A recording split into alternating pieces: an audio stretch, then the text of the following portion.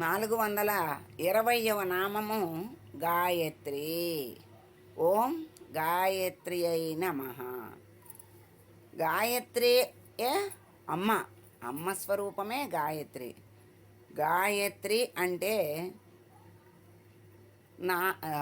మననము చేసేది మంత్రము, ఆ మంత్రమే గాయత్రి. అది చెయ్యవలసిన ధర్మంగా చెయ్యవలసిన వాళ్ళు చేస్తే ఏ సంశయాలు, ఏ అపోహలు, ఏ తప్పుడు ఆలోచనలు ఎవరికీ రావు.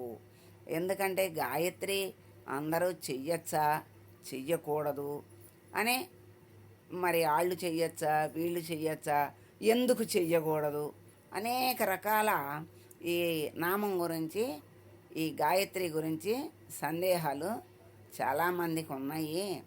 అవన్నీ ఎందుకు వచ్చినాయి అంటే, అసలు చెయ్యవలసిన వాళ్ళు ధర్మంగా చక్కగా చేస్తే ఇటువంటి ఆలోచనలు ఎవరికీ రావు. ఇప్పుడు చెయ్యవలసిన వాళ్ళు సరిగా చేయలేదనుకో, అయితే మేమే చేసుకోవచ్చు కదా, మేమే చెయ్యొచ్చు కదా అనే ఆలోచన వస్తుంది. అదే చెయ్యవలసిన వాళ్ళు సరిగా చేస్తే ఇటువంటి ఆలోచనలు, అపోహలు, అనుమానాలు ఎవరికీ రావు. ఎవరి ధర్మం వాళ్ళు నడుచుకుంటూ ఉంటే ఎవరికి ఏ సందేహాలు, అనుమానాలు, అపోహలు రావు అని చెప్తున్నారు. ఈ గాయత్రి వ్యావృతి సంధ్యా ద్విజబృంద నిషేవిత అనేటువంటి 4 నామాలు కూడా ఒక గుత్తి లాంటిది. ఆ గాయత్రి యొక్క ఉచ్చారణే వ్యావృతి. అదే సంధ్యా సమయంలో ద్విజబృంద నిషేవిత. ద్విజ అంటే 2వ జన్మ ఎత్తినవాడు. 2వ జన్మ ఎత్తిన వాళ్ళు అంటే మంత్రాన్ని తీసుకున్నటువంటి వాళ్ళు.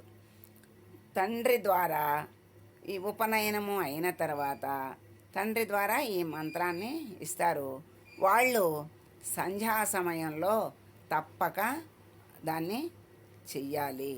చేస్తేనే వాళ్ళకి ఏది చేసినా ఫలితం ఉంటుంది.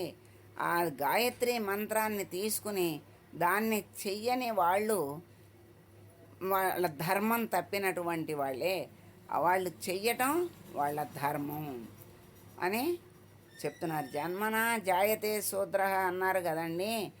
ఎవరైనా పుట్టినప్పుడు శూద్రులతో సమానమే, జ్ఞానం పొందిన తర్వాత బ్రాహ్మలతో సమానము, జ్ఞానం పొందిన తర్వాత బ్రాహ్మణుడు అని, బ్రహ్మజ్ఞానము కలిగిన వాడు బ్రాహ్మణుడు అని చెప్తున్నారు కదా. మరి ఆ లెక్కన అందరూ అంతే కదా అని ఒక సంశయం కూడా వస్తుంది. అట్లా విప్రులైన వాళ్ళు అంటే చెయ్యవలసిన వాళ్ళు చెయ్యకపోతే తప్పు అనేటువంటి ఉద్దేశంతో వాళ్ళు తప్పకుండా ఆ మంత్రాన్ని తీసుకోవాలి, మననం చెయ్యాలి అనే ఉద్దేశంతో ఆ మాట చెప్పారు. అంటే బ్రాహ్మణులైనా పుట్టుకతో శూద్రులే ఆ మంత్రాన్ని ఉపదేశం పొంది చెయ్యాలి, లేకపోతే అధర్మం అనే ఉద్దేశంతో జన్మనా జాయతే శూద్ర అన్నారు అని దానికి సమాధానం చెప్తున్నారు. అలా అందరూ కూడా మరి ఆ సంస్కారం లేకుండా చెయ్యకూడదు అనే ఉద్దేశంతోనే బ్రాహ్మణులను ఉద్దేశించి బ్రాహ్మలు మళ్ళా ఆ మంత్రాన్ని తీసుకోకుండా చెయ్యకుండా ఉండకూడదు అనేటువంటి ఉద్దేశంతోనే ఆ మాట చెప్పారు అని చెప్పారు. ఈ శక్తివంతమైన మంత్రాలు ఇవి. ఆ మంత్రం అనేది ఎప్పుడూ కూడా నోటితో బయటికి ఉచ్చరించకూడదు. ఎప్పుడు ఆ మంత్రము యొక్క పేరు చెప్పాలి. కానీ ఇప్పుడు గాయత్రి అన్నారు, గాయత్రి అంటే ఆ మంత్రము యొక్క పేరు. మరి పంచాక్షరి అన్నారు అంటే ఆ 5 అక్షరాల మంత్రానికి పంచాక్షరి అంటారు. షోడశాక్షరి అంటే 16 అక్షరములు కలిగిన ఆ మంత్రానికి షోడశాక్షరి. పంచదశాక్షరి 15 అక్షరములు కలిగిన మంత్రాన్ని పంచదశాక్షరి అంటారు. అంతేగాని నోటితో పైకి ఎప్పుడు కూడా ఉచ్చరించకూడదు, మంత్రం అనేదాన్ని ఉచ్చరించకూడదు. దాన్ని మంత్రాన్ని పాటలాగా కూడా ఆ, పాడకూడదు. అంటే ఇప్పుడు గాయత్రి మంత్రం ఉంది, దాన్ని వేరు వేరు రాగాల్లో పాడతానంటే అది పాడకూడదు, అధర్మము. దానికి అది పద్ధతి కాదు. అనేక పాటలు ఉన్నాయి, వేల కీర్తనలు ఉన్నాయి, అవన్నీ పాడుకోండి. దీని మంత్రాన్ని పాటలాగా వేడి భ్రష్టు పెట్టడం, భ్రష్టులైపోవడం అనవసరం కదా అని అంటున్నారు. అలాగే ఆ ప్రాణశక్తి, ఈ మంత్రాన్ని మననం చేయటం వల్ల ప్రాణశక్తి వస్తుంది. అదే బయటికి చెప్పినప్పుడు ప్రాణశక్తి పోతుంది బయటికి. ఇప్పుడు కాలింగ్ బెల్లుల్లోనూ సెల్లుల్లోనూ కూడా ఇటువంటి మంత్రాలని ఎప్పుడూ కూడా పెట్టుకోకూడదు అంటున్నారు. నామం అంటారా, నామాన్ని ఎన్ని పాటలుగా అయినా పాడుకోవచ్చు, ఎన్ని రాగాలతో అయినా అనుకోవచ్చు. కానీ మంత్రాన్ని మంత్రంగానే మననం చెయ్యాలే కానీ మనస్సులో బయటికి చెప్పకూడదు, అనకూడదు. ఇప్పుడు ఉపాంశు అంటారు, అంటే పెదాలు కదులుతాయి కానీ బయటికి రాకుండా ఉంటున్నాయి. అది కూడా పర్వాలేదు, ఎందుకంటే ఉపాంశు అయినా ఆ మంత్రాన్ని మనము బయటికి రాకుండా లోపల అనాలి అంటే మనస్సు దానికి చేరితేనే అనగలుగుతాం. అందుకని మనస్సుతో జోడిస్తాం గనక అది కూడా పర్వాలేదు, కానీ బయటికి మాత్రం ఎప్పుడు ఉచ్చరించకూడదు, ఎవరికి చెప్పకూడదు. అదే ఈ మంత్రం యొక్క పేరుని చెప్పాలే కానీ మంత్రాన్ని బయట పెట్టకూడదు. ఎలా అంటే రహస్యమైన వాటిని బయట పెట్టకూడదు అంటున్నారు. ఏమవుతుందంటే మన గుండె లోతులో ఉంది, ఆ గుండెని తీసి బయట పెడితే ఏమవుతాడో చెప్పమనాలి అని. అప్పుడు గుండె తీసి బయట పెడితే ఏమవుతాడో ఏముండదు, అక్కడ ప్రాణమే పోతుంది. అలాగే రహస్యంగా ఎక్కడ ఏది ఉండాలో అది అలాగే ఉండాలి, కానీ అన్నిటినీ మనమే తెలివిగలవాళ్ళము, మనమే బయట పెట్టాలి అని, బయట పెట్టించాలి అని పట్టుదలలు అలాంటివి ఎప్పుడూ ఉండకూడదు. దేని స్థానంలో అది ఉండాలి. మనకి ఇంద్రియాలన్నీ పరమాత్మ ఇచ్చాడు, ఏది ఎక్కడ ఎట్లా ఉండాలో ఆయన అమరిక చేశాడు. నా కన్ను ఇక్కడెందుకు అని చెప్పి ఆ కన్నును తీసి ఇంకెక్కడన్నా పెట్టుకుంటాడా? రహస్యంగా ఉన్నటువంటి లోపల ఉన్నటువంటి ఊపిరితిత్తుల్ని, గుండెని, వాటన్నింటిని తీసి బయట పెడతాడా? పెడితే బ్రతుకుతాడా? అలాగే ఎక్కడ ఎలా ఏది పెట్టాలో అట్లా పెట్టాడు భగవంతుడు. ఆ దేని నియమాలు దానికి అలా పెట్టాడు. ఆ నియమాలు శాస్త్రాల రూపంలో మనకి అందించారు.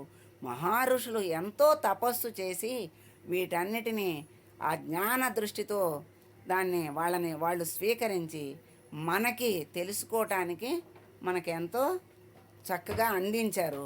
వాటిని మనము అందుకోవటం మన అదృష్టము, అందుకోవాలే కానీ వాటిని అస్తవ్యస్తం చెయ్యాలని చూడటము, దాన్ని అభాసుపాలు చెయ్యాలని చేస్తే వాడే అస్తవ్యస్తం అయిపోతాడు, వాడి జీవితమే అస్తవ్యస్తం అవుతుంది, వాడే అయిపోతాడు. ఎందుకంటే గుండె తీసి బయట పెడితే ఎట్లా అయిపోతాడో అలాగే వీటిని లోపల మననం చేస్తే ఎంతో ప్రాణశక్తి వస్తుంది. అదే వీటిని బయటికి తీసి వాటిని లాగి పీకితే ప్రాణశక్తి నశించిపోతుంది. మరి అన్ని తీగల్ని పట్టుకుంటాము, కరెంటు ప్రవహించే తీగలో కరెంటు మనకు కనపడుతుందా? కనపడదు. దాన్ని బయటికి లాగాలని పట్టుకుంటే ఏమవుతాడు? అయిపోతాడు.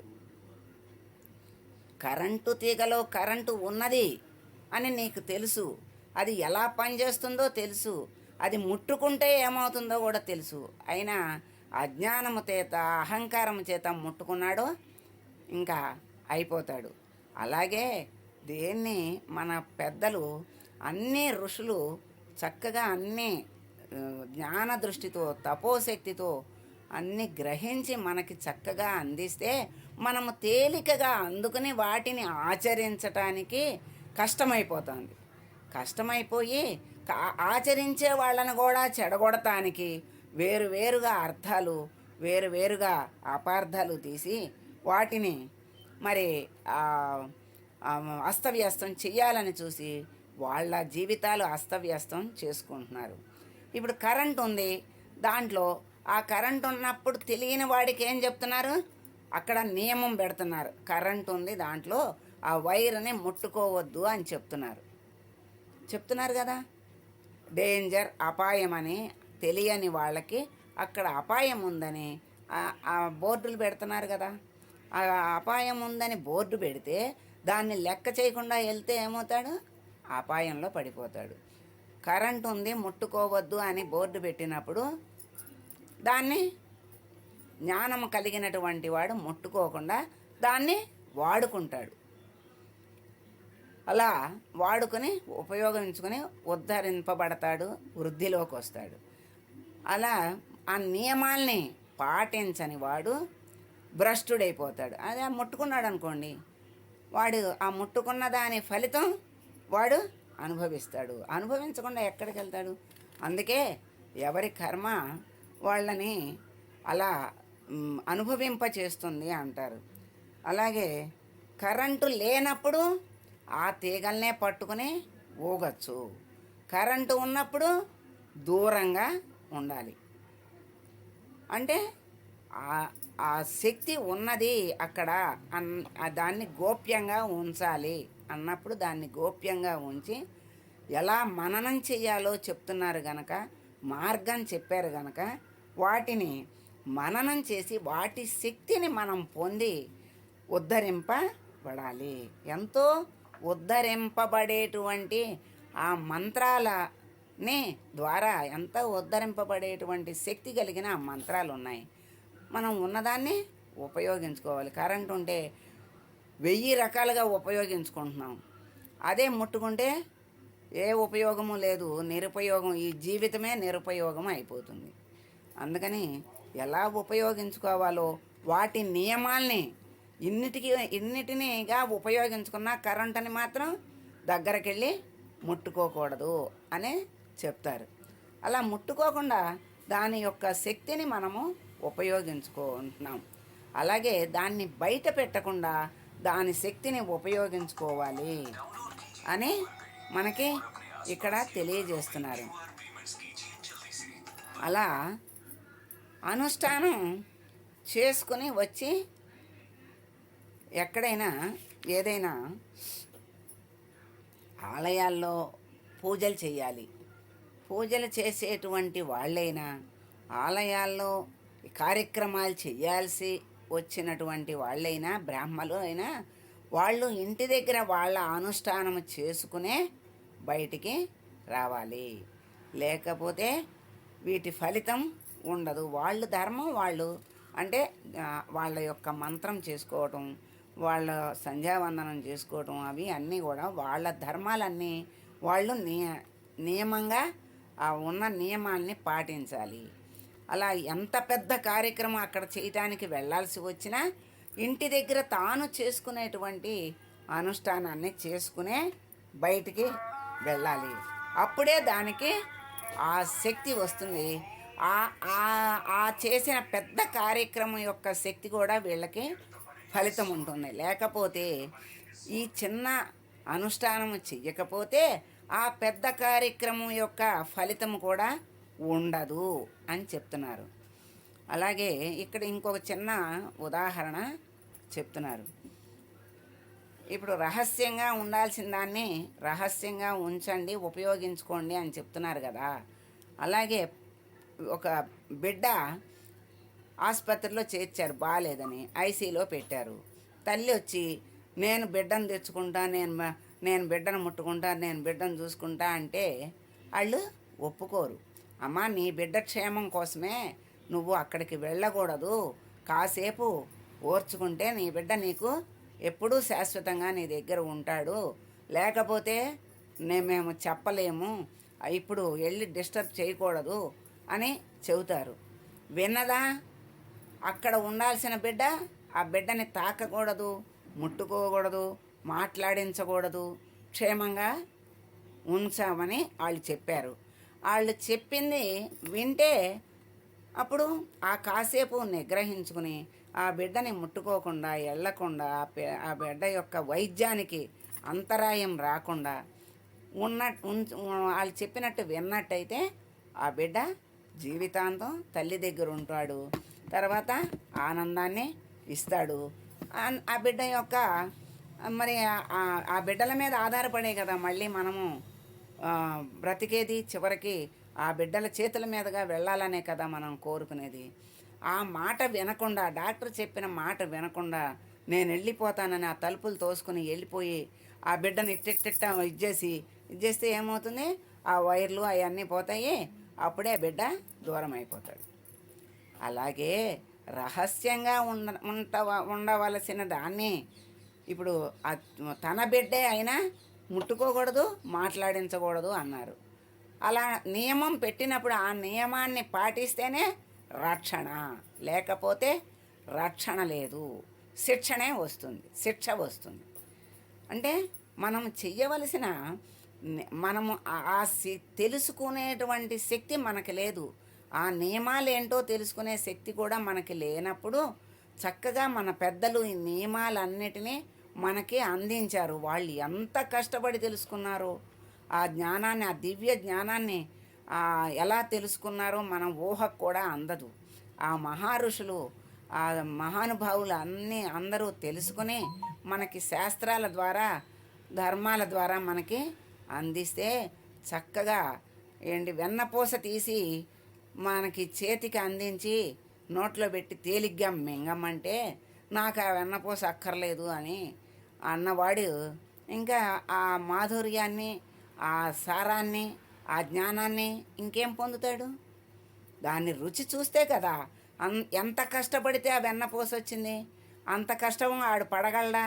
పడలేడు. పెడితే తినే ఇది కూడా వాడికి లేదు. అంత దౌర్భాగ్య స్థితిలో ఉన్నవాడు అది నాకు వద్దు అంటాడు.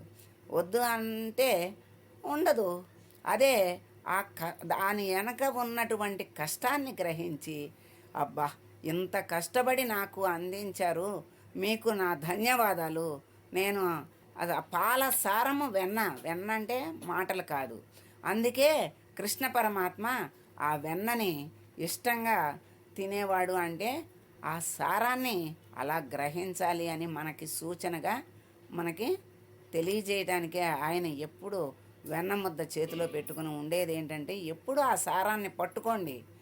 ఆ మధురమైనటువంటిది, మృదువైనటువంటిది, చల్లనైనటువంటిది, ఆనందాన్ని ఇచ్చేటువంటి ఆ పదార్థాన్ని, ఆ సారం ఏంటంటే ఆ పరబ్రహ్మమే.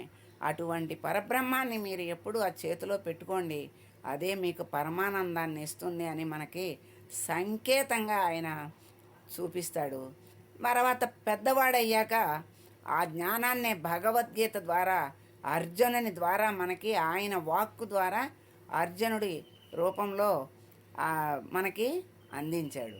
మనమందరము అర్జునుడి కంటే కూడా అధమ స్థితిలో ఉన్నటువంటి వాళ్ళమే కనుక ఆ సారాన్ని మనము తీసుకోవాలి. చివరికి అర్జునుడు నా సందేహాలన్నీ నివృత్తయినాయి కృష్ణ, నేను నువ్వు చెప్పినట్టు చేస్తాను, నడుస్తాను అని కార్యోన్ముఖుడయ్యాడు.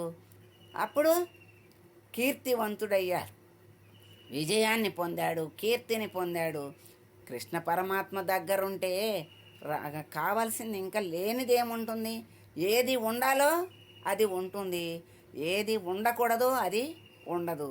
అందుకే అపకీర్తి పాలవ్వాల్సిన అర్జునుడు కీర్తివంతుడయ్యాడు. అపజయాన్ని, పిరికితనాన్ని ఆపాదించుకునేటువంటి అర్జునుడు ధైర్య సాహసాల్ని ఆపాదించుకున్నాడు, విజయాన్ని సాధించాడు. అందుకే పరమాత్మ దగ్గర ఉంటే విజయం తథ్యం. అందుకే పరమాత్మ దగ్గర ఉన్నటువంటి అర్జునుడు విజయాన్ని పొందాడు. పరమాత్మని వద్దనుకున్నటువంటి దుర్యోధనుడు అపజయాన్ని పొందాడు. అలా ఎప్పుడూ కూడా ఆ సారము, ఆ చిచ్చక్తిని మనము ఆ గాయత్రి మాతని చక్కగా ఎలా అనుసరించాలో అలా అనుసరించాలి.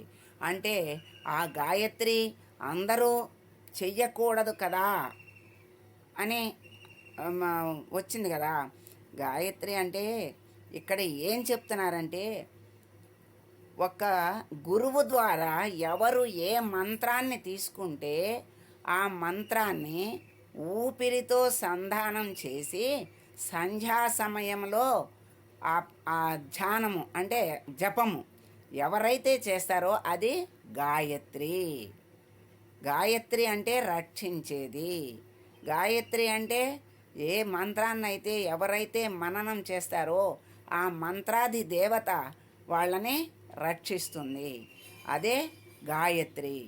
ఇది గాయత్రి అంటే ఇదే గాయత్రి కాదు, ఎవరి మంత్రము వాళ్ళు మననం చెయ్యాలి. ఎవరు గురువు ద్వారా ఏ మంత్రాన్ని తీసుకుంటే ఆ మంత్రాన్ని సంధ్యా సమయంలో ఊపిరితో శ్వాసతో సంధానము చేసి ఎవరైతే జపం చేస్తారో వాళ్ళు ఉన్నత గతులు ఉన్నత స్థితిని పరమాత్మని పొందుతారు, ముక్తిని పొందుతారు. అదే ముక్తినిస్తుంది. అదే గాయత్రి. ఈ ఒక్క మంత్రమే గాయత్రి కాదు అని గట్టిగా చెప్తున్నారు ఇక్కడ. ఇప్పుడు తండ్రి కొడుక్కి ఉపనయనంలో చెప్పాలి. గురువైనా ఎవరైనా ఒక మంత్రము ఒకళ్ళకి చెప్పాలి అంటే దానికి లక్షల జపం చెయ్యాలి. అప్పుడే వాళ్ళకి అర్హత వస్తుంది అని చెప్తున్నారు. అక్షర లక్షలు అంటారు. ఆ మంత్రానికి ఎన్ని అక్షరాలు ఉంటే అన్ని లక్షల జపం చేస్తే కానీ ఆ మంత్రసిద్ధి రాదు. ఆ మంత్రసిద్ధి రావాలి అంటే అన్ని లక్షలు వేలు జపాలు చెయ్యాలి. చేస్తేనే ఆ మంత్రం ఇంకొకరికి చెప్పే అర్హత వస్తుంది. ఇప్పుడు ఎలా ఉంది అంటే పరిస్థితి తండ్రికే తెలియదు. తండ్రి చెప్పేది ఇప్పుడు అక్కడ ఉన్నటువంటి పురోహితుడు ఉంటాడు, అన్ని కార్యక్రమాలు చేస్తాడు. ఆ మంత్రంతో పురోహితుడికి సంబంధం లేదు.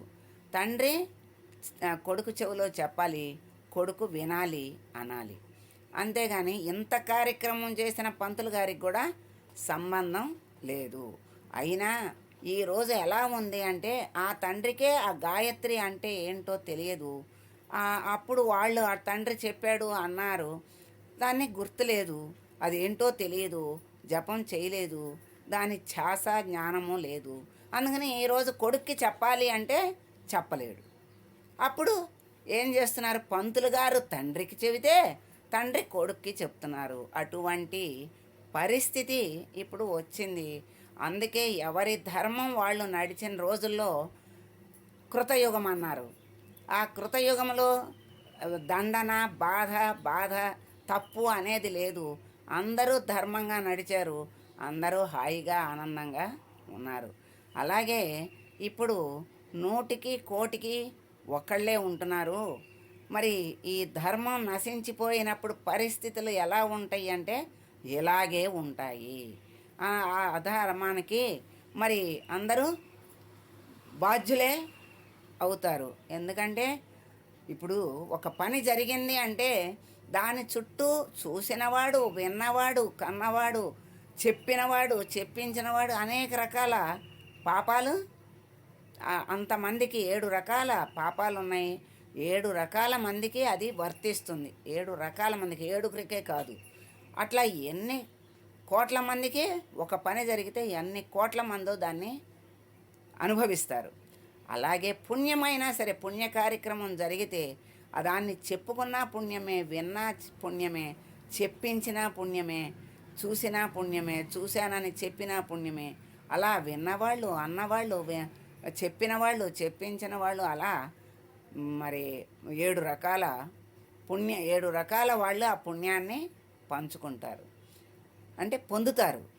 అలాగే గాయత్రి అంటే ఆ గాయత్రినే చెయ్యాలి, అది ఎందుకు చెయ్యకూడదు అనేది వదిలేసి ఎవరు గురువుతో మంత్రాన్ని పొందారో ఆ గాయత్రిని అదే గాయత్రి. అలా ఆ మంత్రాన్ని సంధ్యా సమయంలో శ్వాసకు సంధానము చేసి మంత్రాన్ని కాసేపు చేసినా అది గాయత్రి అవుతుంది అని చెప్తున్నారు. అలాగే ఈ అగ్నిహోత్రము, ఈ ఉపనయనం చేసేటప్పుడు కూడా అగ్నిహోత్రం పెడతారు. అన్నీ ఎంతో కార్యక్రమం 3 గంటల కార్యక్రమం చేస్తారు. అవన్నీ ధర్మాలు శాస్త్రాలు అన్నీ నియమించినవి అన్నీ చక్కగా అన్నీ చెయ్యాలి. మనం మంత్రము తీసుకున్నా కూడా మంత్రానికి సిద్ధి రావాలి అంటే అక్షర లక్షలు చేస్తే ఆ సిద్ధి ఆ శక్తి వస్తుంది. మంత్రము చేసిన కొద్దీ మననం చేసిన కొద్దీ మనిషికి ప్రాణశక్తి చక్కగా చేరుతుంది.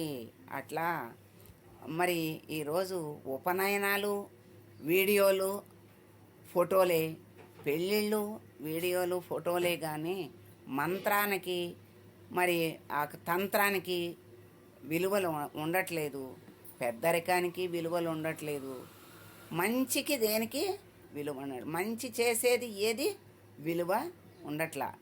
ఆ అక్షంతలు వేయటానికి కూడా చెప్పులు వేసుకుని కూడా వేదిక మీదకి వెళ్ళి అక్షంతలు వేసేటువంటి వాళ్ళు ఉన్నారు.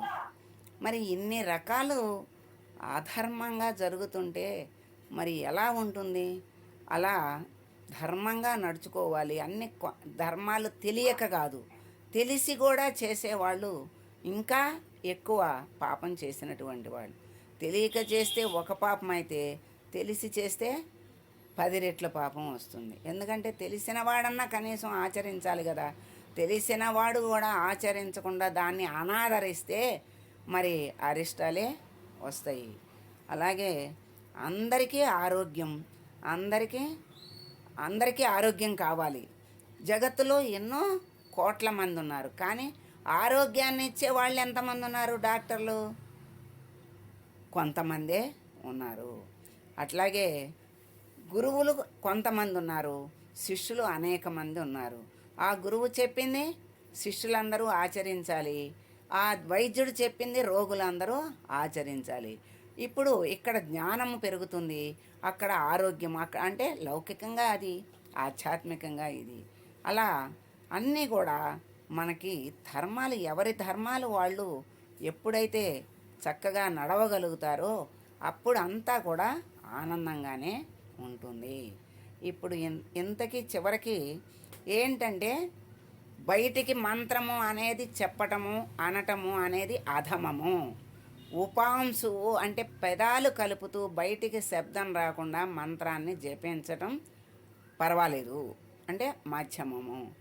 మనస్సులోనే చెయ్యటం ఉత్తమము, అంటే ఉత్తమమైనది.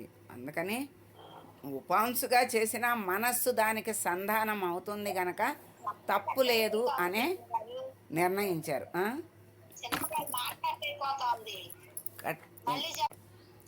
ఈ గాయత్రి నామాన్ని, ఆ నామ అర్థాన్ని, నామ పరమార్థాన్ని ఇవాళ మనం తెలుసుకున్నాం. అటువంటి గాయత్రి మాతకి మనం మంగళం పాడదాం. సర్వమంగళ మాంగళ్యే శివే సర్వార్థ సాధకే శరణ్యే త్రయంబకే దేవి నారాయణి నమోస్తుతే. ఓం సర్వే జనా సుఖినో భవ.